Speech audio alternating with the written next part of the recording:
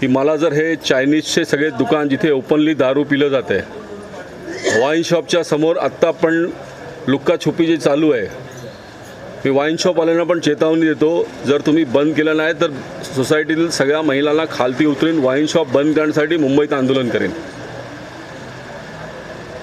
आणि उद्यान आणि रस्ते म्हणजे मागे दिवाळीच्या वेळी घटना झाली, आमचेच बोरिवलीचे समन्वयक दिनेश झाला यांच्या मुलावर प्राणघातक हल्ला झाला।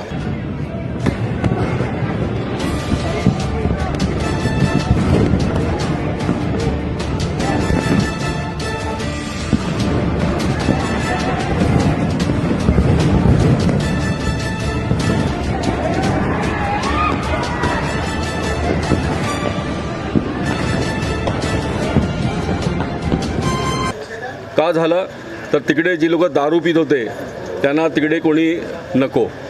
त्याशिवाय APJ अब्दुल कलाम गार्डन आहे आणि कोरा केंद्रच्या मधल्या रस्त्यावरती तिकडे गर्दुले बसत असतात। जर तिकडून कोण गुजराती मुलगी तिकडून गेल्या तर त्यांना चाकू दाखवतात, त्यांच्याकडून सामान लुटतात। मी पोलिसांना सांगतोय पण पोलीस कारवाई करत नाही, हे दुर्दैवाची गोष्ट आहे।